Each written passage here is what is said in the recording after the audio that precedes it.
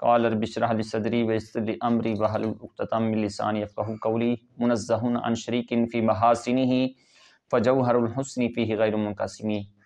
سامعین ذوالوقار، قرآن پاک کا ترجمہ بیان کیا جا رہا تھا اور آج بھی اللہ رب العزت کے کرم و توفیق سے قرآن پاک کا ترجمہ بیان کیا جائے گا۔ تو اللہ رب العزت نے ارشاد فرمایا وَإِذْ قَالَ مُوسَىٰ لِقَوْمِهِ، اور یاد کرو جب حضرت موسیٰ علیہ السلام نے اپنی قوم کو فرمایا، کیا فرمایا؟ ان اللہ یأمرکم ان تذبحوا بقرہ، بے شک اللہ رب العزت کی ذات تمہیں حکم فرماتا ہے ان تذبحوا بقرہ، یہ کہ تم گائے کو ذبح کرو۔ قالوا اتتخذون ہزوا، تو اللہ کے نبی نے ان کو اپنے رب کا پیغام عطا فرمایا کہ میرا رب گائے ذبح کرنے کا حکم فرماتا ہے، تو بجائے اس کے کہ وہ لوگ گائے کو ذبح کرتے تو انہوں نے جواب میں کیا کہا؟ قالوا اتتخذون ہزوا قال اعوذ باللہ ان اکون من الجاہلین، انہوں نے کہا کیا تو ہم سے مذاق کرتا ہے، استہزاء کرتا ہے؟ تو آپ نے فرمایا قال اعوذ باللہ، فرمایا میں پناہ مانگتا ہوں اللہ کی یہ کہ میں ہو جاؤں نادانوں سے۔ بجائے اس کے کہ وہ لوگ احکام شریعہ پر، مسائل شریعہ پر عمل کرتے کہ گائے کو ذبح کر دیتے، الٹا انہوں نے حضرت موسیٰ علیہ السلام کو کہا تو ہم سے مذاق کرتا ہے، استہزاء کرتا ہے۔ تو نبیوں کا کام استہزاء اور مذاق کرنا نہیں ہوتا، بلکہ جو حکم رب تعالیٰ کی طرف سے نبی کو دیا جاتا ہے وہ حکم امت تک پہنچانا ہوتا ہے۔ قالوا ادع لنا ربک یبین لنا ما ہی، انہوں نے کہا دعا کر ہمارے لیے تیرا رب بیان کرے کہ وہ کیسی ہے۔ قال انہ یقول انہا بقرۃ لا فارض ولا بکر، فرمایا بے شک وہ فرماتا ہے بے شک وہ گائے نہ بوڑھی ہے نہ چھوٹی عمر کی ہے، اوان بین ذالک ففعلوا ما تؤمرون، بلکہ جوانی کے درمیان ہے، ففعلوا ما تؤمرون، پس کرو جو تم کو حکم دیا گیا ہے۔ یعنی اب اس گائے کے اوصاف بیان کیے جا رہے ہیں کہ وہ گائے کیسی ہے اور کس طرح کی ہے اور اس میں کیا کیا اوصاف ہیں۔ قال ادع لنا ربک یبین لنا ما لونہا، انہوں نے کہا دعا کر ہمارے لیے اپنے رب سے، بیان کرے ہمارے لیے اس کا رنگ کیسا ہے۔ قال انہ یقول انہا بقرۃ صفراء فاقع لونہا تسر الناظرین، فرمایا بے شک وہ فرماتا ہے بے شک وہ گائے زرد رنگ کی ہے، یعنی پیلی ہے، پیلا زرد رنگ گہرا ہے اس کا، خوش کر دیتی ہے دیکھنے والوں کو۔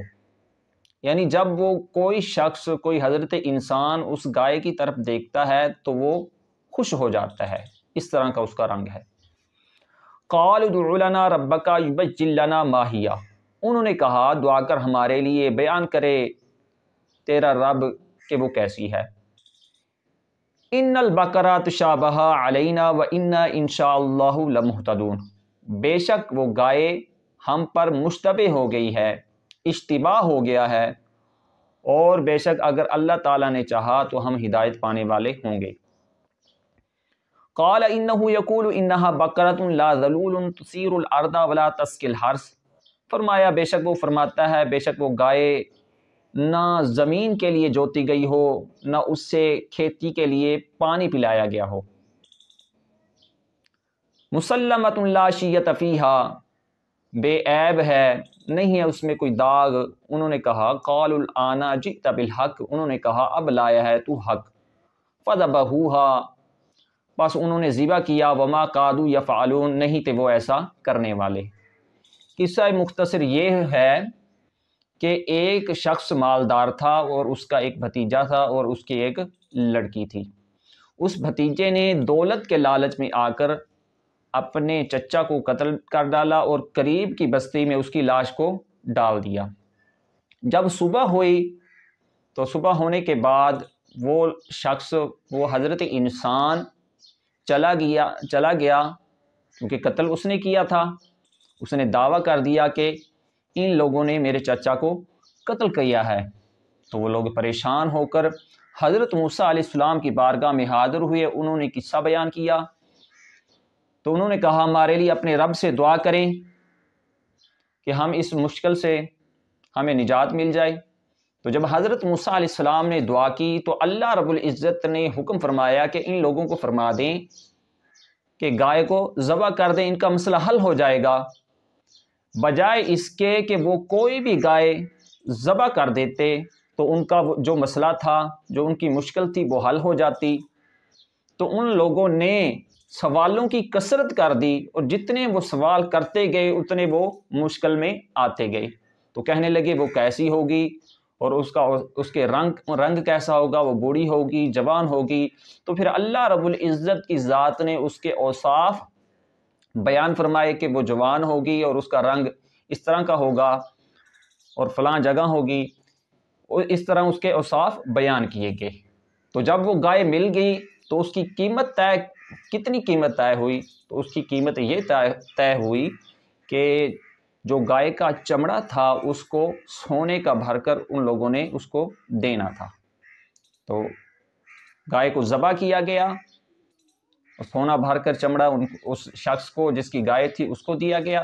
تو جب گائے کے گوشت کا ٹکڑا اس شخص پر، اس مقتول پر لگایا گیا، اس نے بتایا مجھے میرے بھتیجے نے قتل کیا ہے۔ تو دعا ہے کہ اللہ رب العزت کی ذات ہم سب کو اس پر عمل پیرا ہونے کی توفیق عطا فرمائے۔ آمین۔ وآخر دعوانا ان الحمد للہ رب العالمین۔